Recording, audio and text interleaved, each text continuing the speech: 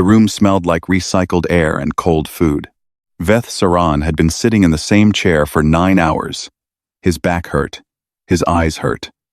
The screens in front of him had not changed in 11 years. Not in any meaningful way. A blip, here. A cargo freighter there. The occasional debris cloud drifting through Sector 4 like it had nowhere better to be. Monitoring duty at Outpost Relay 9 was not a prestigious posting. It was the kind of assignment that got handed to analysts who were competent enough to not get fired and unremarkable enough to not get promoted. Veth was, by all measures, exactly that kind of analyst. He picked up his meal container and looked at it. The food had gone cold an hour ago. He had not eaten it. He was not sure why. It was not that he was not hungry. It was more that eating felt like a decision, and he had run out of energy for decisions sometime around hour 6. He set it back down. 3 more hours, and the shift was done. He had plans. Sleep, mostly. Maybe something warm to drink. The kind of evening that asked nothing of him, which was the only kind of evening he had the appetite for anymore. The console beeped. He looked at it. Outpost relays beeped all the time. Microbursts. Stellar background noise. The systems running their own diagnostics, because there was nothing else for them to do. He had learned, in 4 years of this posting, to sort beeps the way a person sorts, mail most of it nothing, some of it mildly relevant, almost none of it requiring him to actually move. He glanced at the screen. Sector 7, null. He sat up. Sector 7. Null was the dead corridor. Everyone called it that, even in the official reports, which said things like navigational hazard zone and transit inadvisable region, but meant the same thing. The gravitational shear in that corridor was so severe, so precisely wrong, that nothing with a mass above a certain threshold could pass through it without being pulled apart. The physics were not subtle about this. The physics had, in fact, been used as a teaching example in 17 compact academies for the better part of 2 centuries. Nothing crossed Sector 7. Null. The screen beeped again. Veth pulled up the reading. His fingers moved slowly at first, the automatic motions of a man who expected to find a calibration error or a ghost signal. He had seen ghost signals. They looked like this, sometimes a smear of data, a confused reading from an array that needed servicing. He ran the spectral analysis. The numbers came back. He stared at them. He ran it again. Same numbers. He pulled in the second array, the third, the fourth. All 4 independent sensor platforms, each one positioned at a different angle, each one operating on a different detection principle. All of them looking at Sector 7, null right now, and all of them agreeing. There was something there. One object, singular, moving through the dead corridor at a velocity that made Veth's chest feel strange and hollow because he knew what that velocity meant.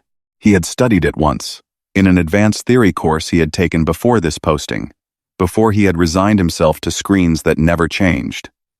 There was a paper classified, technically, but the kind of classified that old academics quietly passed around about a propulsion model that certain species had theorized decades ago and then stopped theorizing about. They had stopped because the humans had asked them to. The humans. Veth looked at the mass reading. He looked at it for a long time. It was not a ship. He knew what ships looked like on these sensors. He knew what fleets looked like. He had a reference chart on his second screen for exactly this kind of situation, because the compact was thorough about its reference charts. Nothing on the chart matched this. The object was large in a way that the word large did not honestly cover. It was large in a way that made the sensor readings feel like they were being polite. The 4 arrays were not designed to measure something this size in motion. They were doing their best. Their best produced a number that Veth read 3 times, each time expecting it to change, each time finding that it had not. The klaxon went off. It was a sharp sound, loud, designed to be impossible to ignore. Veth had heard it in drills. He had never heard it in an actual situation. He had not, until this moment, fully appreciated how different those 2 things were. His hand moved toward the emergency compact broadcast panel. It stopped, hovering, a few centimeters above the button. He was shaking. He noticed this the way a person notices weather, not surprised by it, just acknowledging it as a condition of the current environment. His hand was shaking, and the klaxon was screaming, and the four arrays were all still saying the same impossible number, and somewhere in the back of his mind, a very old, very quiet instinct was doing something that took him a moment to name. It was not panic. Panic was loud and scattered. This was different. It was the feeling of knowing something before you understood it. The feeling of a pattern clicking into place. He had read the old files. Every analyst at every relay outpost read them eventually, usually late in a slow shift when there was nothing else to do. The sealed records from 60 years ago. What happened when the compact first made contact with the third planet of that unremarkable yellow star in the outer arm. What the humans had done. Not violence. Never violence. Not that first time. Something harder to file away than violence. Something that had sent the compact's best diplomats into emergency session for 3 years because none of their existing frameworks had a column for it. Enthusiasm, the records called it. Uncategorized intent. Alarming goodwill. Veth's hand was still shaking.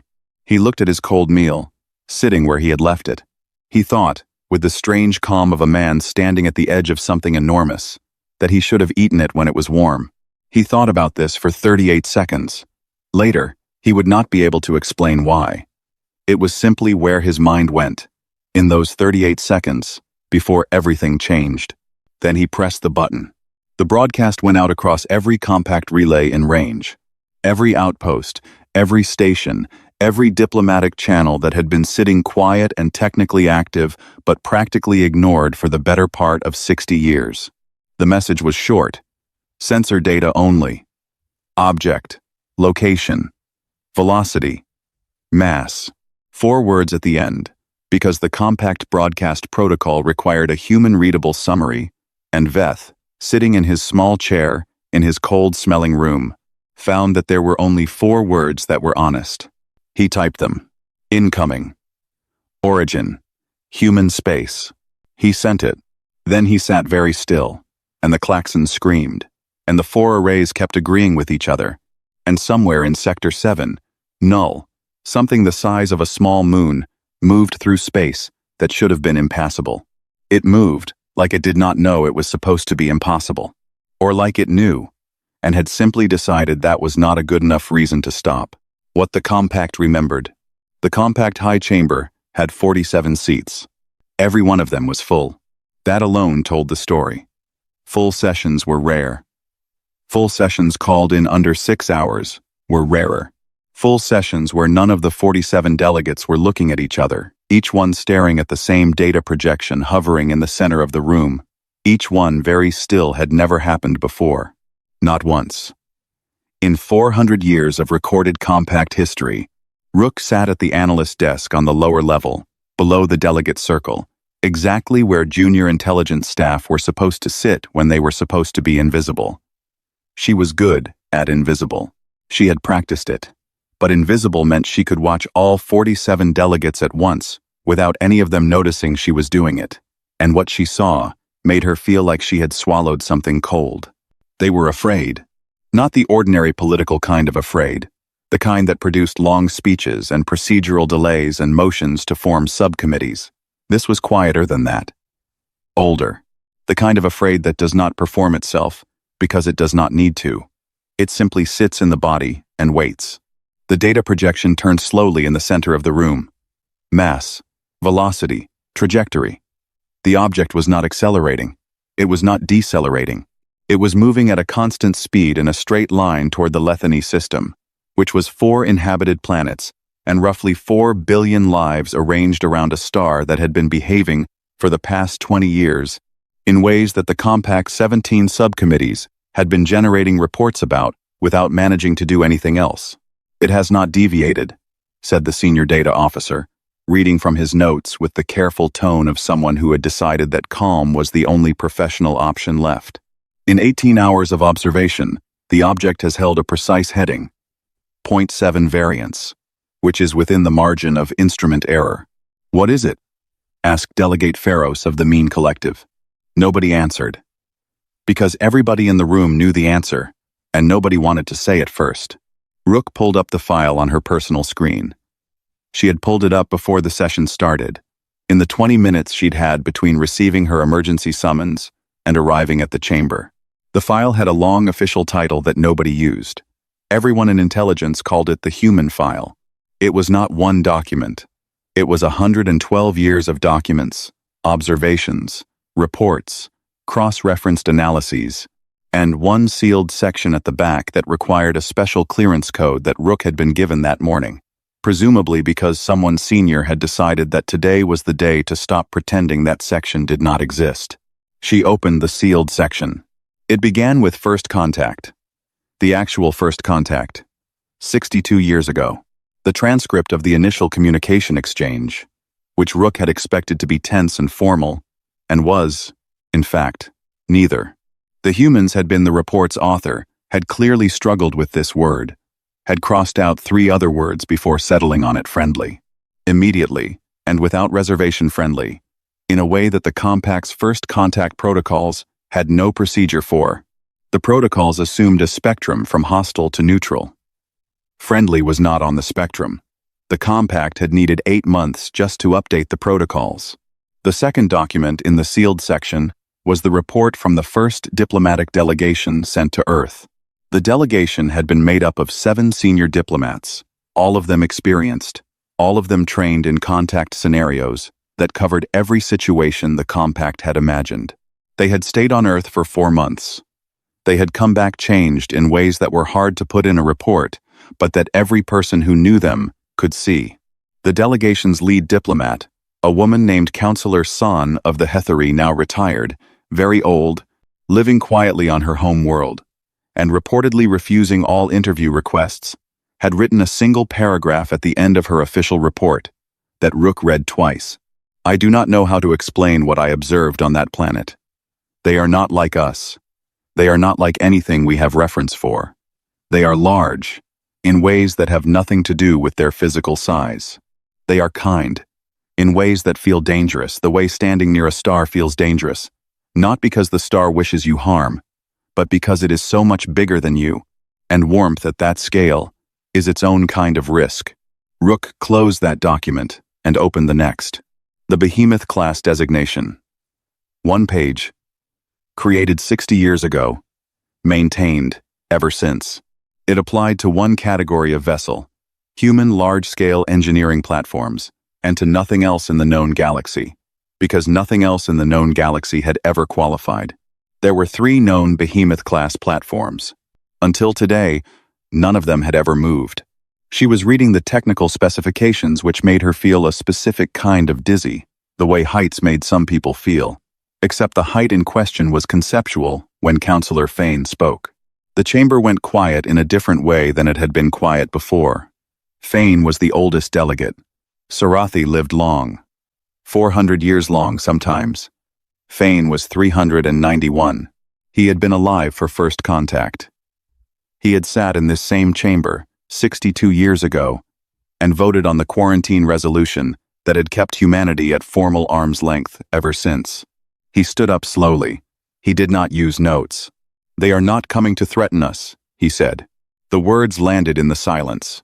They are coming to help. More silence. Longer. The Lithani instability has been in our reports for 20 years. We have not acted. They have. He paused. They have built something we cannot build, and crossed a corridor we cannot cross. And they are moving toward 4 billion people who do not know they are in danger yet.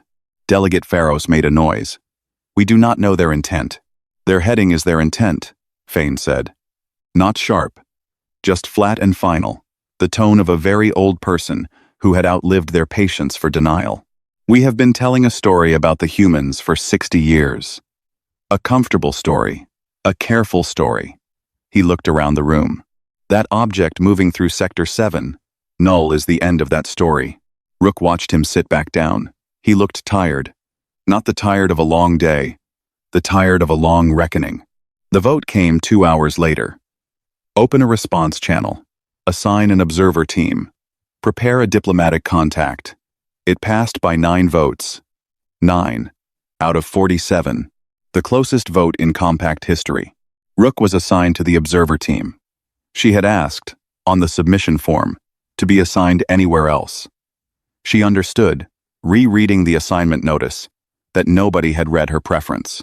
She spent the next 6 hours reading everything the Compact had ever documented about human behavior in crisis situations.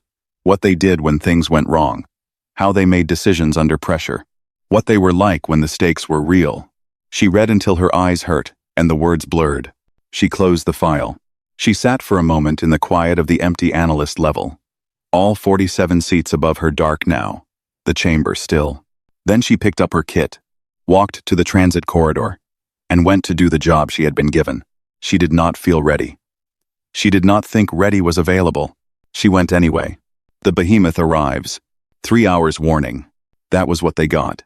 A transmission on the diplomatic channel, the one that had been sitting quiet for 60 years. Technically open, practically a relic arriving with no fanfare and no preamble. Just a timestamp, a location coordinate, and a single line of text. We'll be dropping out of transit at these coordinates at 0900. Standard. Wanted to give you a heads up. ESV. Resolute. The tone of it had sent 2 of the senior diplomatic staff into a short and very tense argument about whether it was a threat or a greeting. Rook, reading it from the observer deck, thought it was neither. It was the message of someone who had been raised in a world where giving people advance notice was just basic courtesy. The humans had 3 hours to spare, and they had used all 3 of them to make sure nobody was startled. That, she thought, said more than the message itself. She was on the forward observation deck at 0855. All of the screens were live. Half the diplomatic staff was there. Nobody was talking. At 0900, exactly, it arrived. Rook had read the specifications. She had looked at the sensor data. She had spent 2 days preparing herself for the moment she saw it in person, building a mental image from the numbers, trying to make it real before it was real. It did not help. The Behemoth came out of transit the way a continent would, if a continent could move. It simply appeared, not gradually, not piece by piece all at once, the entirety of it suddenly occupying space that had been empty, and Rook's brain spent a full 4 seconds trying to process it as something other than what it was. A planetary body. A moon gone wrong. A piece of space that had somehow become structured, purposeful, covered in lights and geometry, and the dense practical architecture of something built entirely for function, and not at all for beauty. It was not beautiful. It was something beyond beautiful. The word for it was not in her language. Maybe not in any language. It was the feeling of standing next to something that could crush you, without noticing and knowing, with a certainty that bypassed thought, and went straight to the bone, that it had no interest in crushing you. That it was here for something else entirely. The humans had parked it outside territorial space. Precisely. The kind of precise that required either very good navigation or a great deal of very deliberate care. And Rook suspected it was both. The communication request came 12 minutes later. The screen opened. Commander Yael Okafor was not what Rook had been expecting, though she could not have said what she had been expecting. The commander was human, which meant the size, the build, the weight of the physical presence that came through even on a screen, but it was something else that Rook noticed first.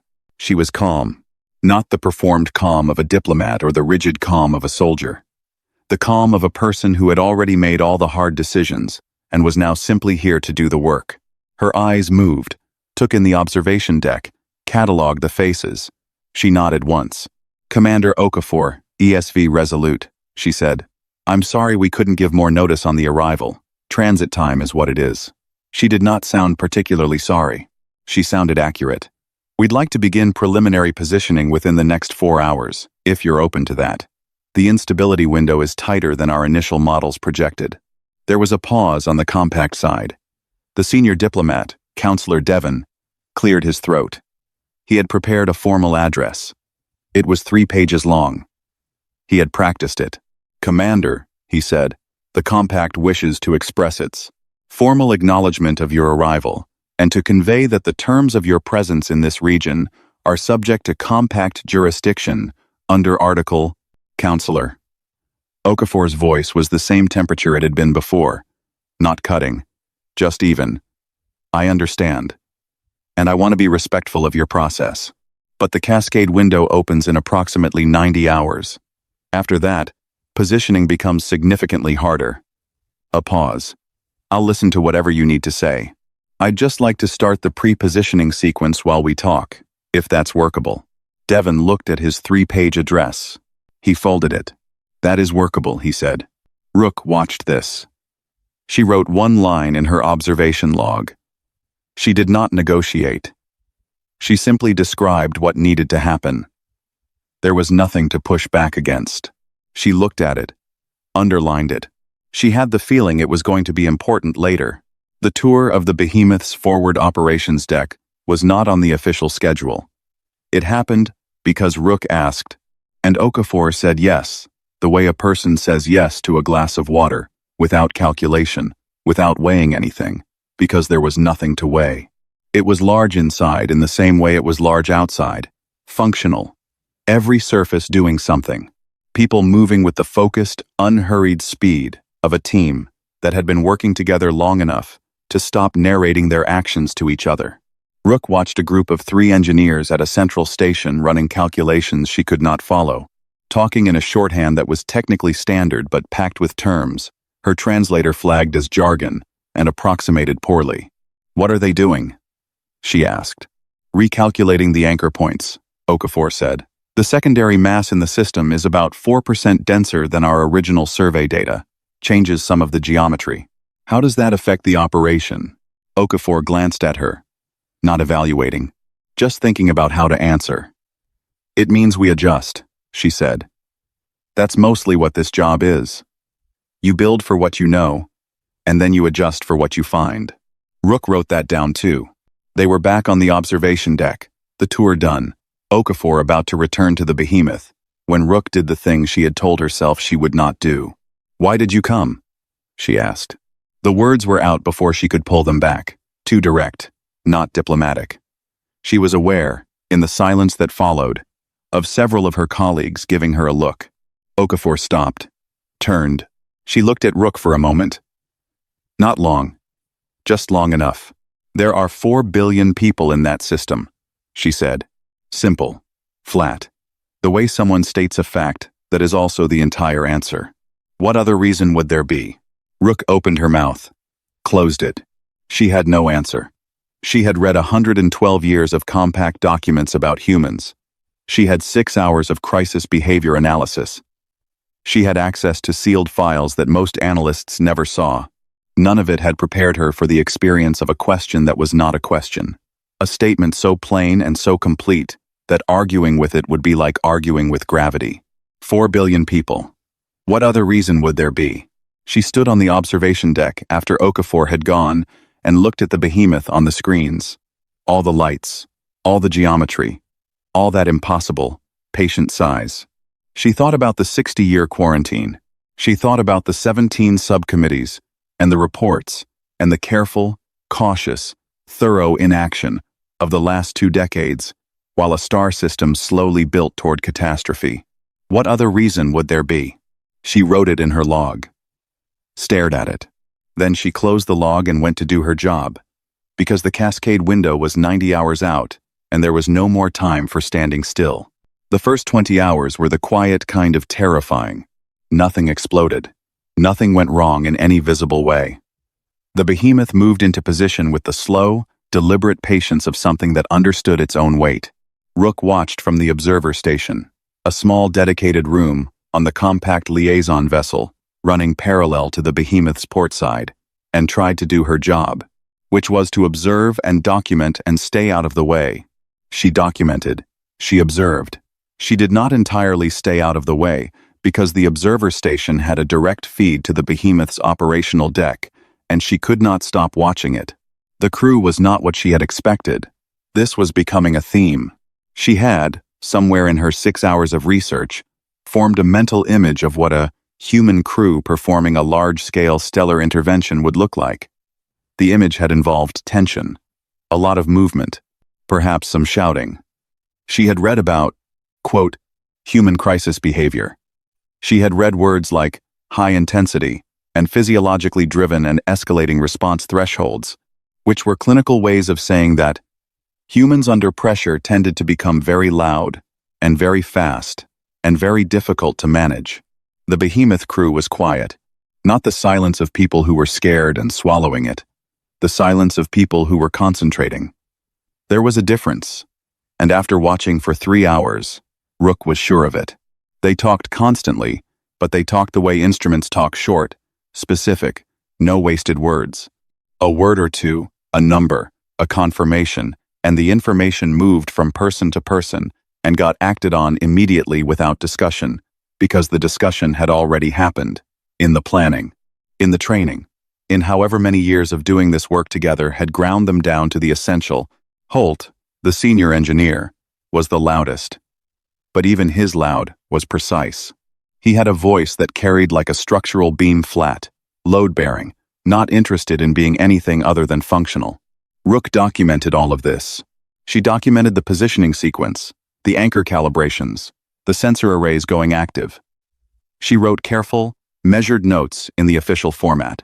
In the unofficial column she kept for herself, she wrote, "They are not performing competence. They simply are it. There is a difference." The instability announced itself at hour 23. Not with any drama, just a number changing on a screen, the kind of quiet data shift that meant something significant to everyone who understood it and meant nothing to everyone who did not. Rook saw the change. She watched the officer who saw it first, a young woman at the central array station named Torres, according to her patch, go very still for exactly 2 seconds. Then Torres turned and said 3 words, to Holt. Holt looked at the screen. He said nothing for a moment. Then he crossed the deck to Okafor's station. Rook had no audio from that exchange. She watched it on screen. She could see the body language. She could see Okafor's head tilt as Holt spoke.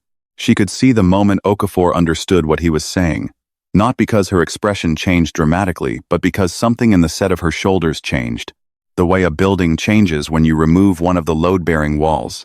Everything still standing, but the weight redistributed. Okafor turned to the central projection. She looked at the numbers. She asked a question. Holt answered. She asked another. He answered again. Then they had a conversation that lasted 12 seconds. Rook's translator, running on the long-range audio pickup, caught fragments. Operational jargon. Numbers. At least 3 terms it could not translate, and marked as idiomatic context unknown. There were 2 words that appeared to be profanity, and one that appeared to be a term of endearment, which made no contextual sense, and which Rook flagged to review later. Holt nodded. That was the whole decision. 12 seconds and a nod. Okafor turned to the deck. "We're pushing past rated limit on the port anchor array," she said. Not asking. Informing. "Holt's running the numbers in real time. We'll have 2 minutes of warning if anything looks wrong, and 2 minutes is enough to pull back." Questions. Nobody asked questions. They went to work. Rook understood, later, that she had not actually understood what rated operational limits meant until she watched the Behemoth exceed them. She had thought she understood. She had the technical definitions. She knew what the numbers represented. But knowing the definition of fire and standing next to fire are 2 different kinds of knowing. And for the next hour and 40 minutes, Rook stood next to fire. The Behemoth was not built to do what it was doing. Its specifications said so, clearly, in language that was not ambiguous. The structural tolerances on the port anchor array were not designed for the load the secondary instability was putting on them. Every compact engineer on the observer station ran the same calculation. Rook could see them doing it, heads down, screens lighting up. And every single one of them arrived at the same answer. This should not hold. The humans pushed harder. The readings climbed past the yellow warning threshold, past the orange, into the red band that the compact's own engineering doctrine called "do not proceed." Every board on the Behemoth's operations deck was showing the same color. Red across the port array, amber on the secondary supports, numbers moving in directions that numbers were not supposed to move. Holt was at the array station personally. He had sent Torres to the backup console and taken the primary himself. He was working with the focused total body attention of a man who had made a decision and was not going to second-guess it, because second-guessing it now was worse than useless. His hands moved. Adjustments. Corrections. Real-time responses to a system operating outside its own limits, keeping it alive through the specific kind of knowledge that lives in the hands and not the head. The secondary instability peaked. For 40 seconds, Rook could not look away from the numbers. Then, they started to fall. Not collapse. Resolve. The cascade, the one that should have been, by all models, uncontrollable, bled off into the anchor array, and the anchor array took it and held. And the gravitational shear in the Lethany system shifted from catastrophic to critical, to serious to manageable. The numbers descending in a slow, steady exhale. And the red boards went amber, and the amber boards went yellow, and the yellow boards went green, one by one, until the entire operations deck was green and quiet. The silence lasted maybe 5 seconds. Then, someone in the back of the deck said something short and emphatic that Rook's translator declined to render in full, and several other people laughed, and someone started checking secondary systems, and Holt sat back from the station and rolled his neck in a way that suggested he had been holding it in one position for a very long time. Okafor said, "Good work," into the open deck channel. 2 words. No more than that. But the way she said it flat and real, the way a person says a thing they mean without any decoration on it, produced a visible change in the room. Not celebration. More like a long breath released. Everyone still had work to do. Everyone went back to it. Rook was still writing in her observation log when she noticed Torres. The young engineer had stepped away from the backup console. She was standing near the edge of the deck, near one of the support columns, and her head was down, and her shoulders were shaking in the small, contained way of someone who is managing something and winning, barely. She stood like that for 30 seconds. Then she lifted her head, picked up her equipment, went back to her station.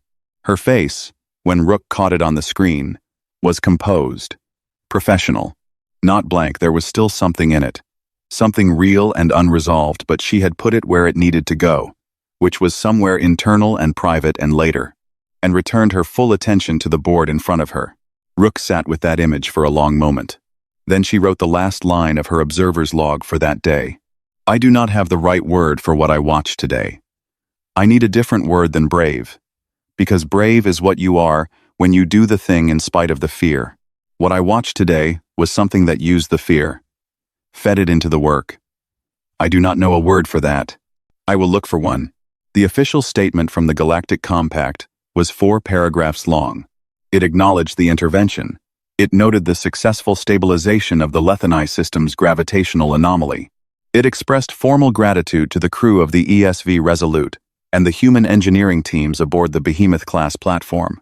It used careful, measured language throughout, the kind of language that had been reviewed by 11 different offices before release, the kind that committed to nothing and implied everything had been proceeding according to plan. Okafor received it, read it, and thanked the diplomatic liaison who delivered it by name.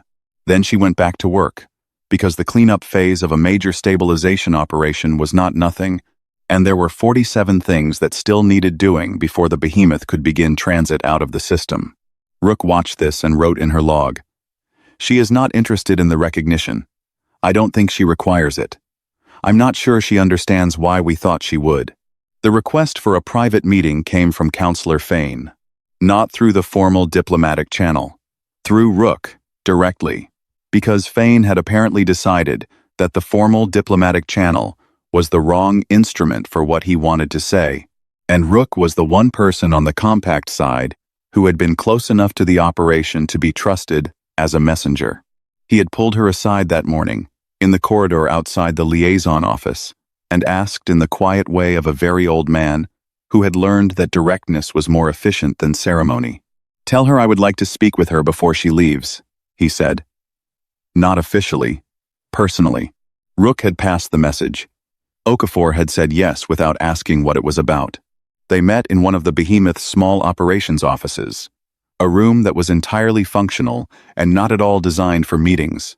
A table, 3 chairs, some equipment Rook did not recognize stacked against the wall. Fane sat across from Okafor. Rook sat to the side. Technically there as a language assistant, actually there because Fane had asked her to stay and she suspected he wanted a witness. Fane was quiet for a moment after sitting down. Not uncomfortable. collecting himself. I was alive for first contact, he said. Okafor nodded. She had been briefed on the Sarathi lifespan. I sat in the high chamber, 62 years ago, and I voted for the quarantine. He said it plainly. Not apologizing for it, not defending it. Stating it the way you state a fact you have been living with for a long time. I believed we were being prudent. I believed we needed time to understand what you were before we allowed you closer. Okafor said nothing. Her face was attentive. We spent 62 years understanding what you were, Fane continued. We built frameworks and filed reports, and held sessions, and drafted protocols. We were very thorough. He paused. The Lethani system has been flagged in our records for 20 years. We have 400 pages of documentation about it. I know, Okafor said. Not unkind, just honest. Fane looked at her. His eyes were very old. The particular old that comes not just from years but from watching enough history to know how it repeats. Were we wrong? He asked. To be cautious, to take the time we took. Were we wrong to be afraid of you? The question sat in the room. Okafor seemed to consider it seriously, which Rook appreciated, because a lesser person would have answered immediately, and the immediacy would have been its own answer. You were scared, Okafor said finally. That's not the same thing as wrong. She met his eyes. Fear makes sense. We're very loud, and we move fast, and we build things that make people nervous. I understand that. A pause. But yeah, you were also wrong. Not harsh. Not triumphant. Simply what she believed, delivered in the same tone as everything else she said, even direct, without performance. Fane made a sound low in his chest. Rook's translator rendered it as ambiguous and offered 3 possible interpretations. Grief, relief, or something for which there was no clean equivalent. Rook thought it might be all 3 at once. 4 billion people, he said quietly. 4 billion people, Okafor agreed. They sat with that for a moment. Then Okafor stood, because she had 47 things that still needed doing, and she extended her hand in the human way, and Fane looked at it for just a second before taking it.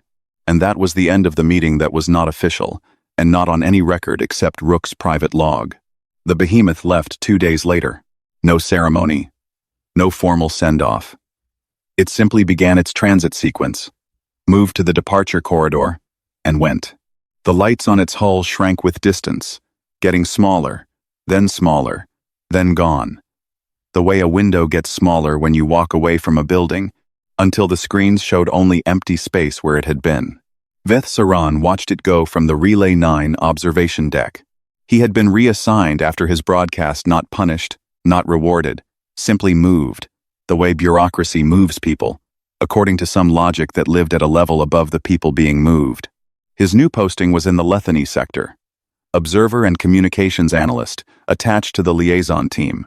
He had packed his things, and arrived, and done his job, and sat in new chairs, in new rooms, and eaten his meals at different temperatures, depending on whether he remembered to eat them in time. The Behemoth was a line of nothing on his screen now. He thought about the night he had sat at a different console in a different room and watched a single reading that should not have existed, and pressed a button with a shaking hand, and sent 4 words out into the galaxy. Incoming. Origin. Human space. He thought about how small that moment had felt. How uncertain. He picked up his meal. It was still warm. He ate it. Then he pulled up his communication panel.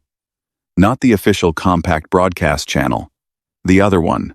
The one that had been listed in the archive for 62 years as human diplomatic, open low activity. He looked at it for a while. Then he typed, "Thank you." He stared at the 2 words for a moment. They seemed too small. He did not have bigger ones, so he sent them. He went back to his screens. He watched the space where the Behemoth had been, which was now just space. He read through the day's routine sensor data, a cargo freighter, a debris drift, the quiet background noise of a sector that was, for the first time in 20 years, not building toward catastrophe. 12 minutes passed. His console chimed. He looked at the screen. The response had come back on the human diplomatic channel, the one that had been a relic and was not a relic anymore. 3 words. No rank, no title, no formal header, None of the diplomatic padding that 62 years of careful distance had layered over every communication between their peoples.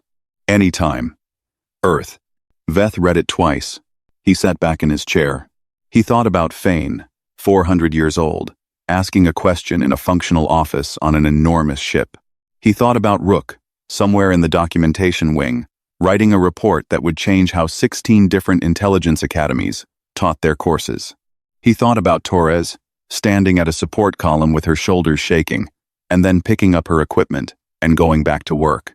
He thought about an object the size of a small moon, moving through space that was supposed to be impassable, because there were 4 billion people who needed it to. What other reason would there be? He understood, sitting in the quiet of his new posting with his warm meal and his 2-word message and the 3-word reply, that the story the Compact had been telling about humans was not a story about humans at all. It was a story the Compact had told about its own fear, about the particular comfort of keeping something large and unfamiliar at a careful distance, filing reports about it, building frameworks around it, so that you never had to confront the thing that was actually frightening, which was not the humans at all. It was the possibility that they were simply good at this, that they had always been good at this, and that 62 years of careful caution had not made anyone safer. It had only made 400 pages of documentation about a star system that nearly killed 4 billion people while the documentation piled up. Veth filed his daily sensor log. He noted the Behemoth's departure time. He noted the clear readings across all sectors. In the notes column, which was optional and which most analysts left blank, he wrote 3 words. Contact was right. He closed the log, started the next shift. The screens were quiet. Nothing was moving. The whole sector was still and ordinary and fine, which was, he thought, exactly what it was supposed to be. He would leave the human diplomatic channel open. He would leave it open from now on.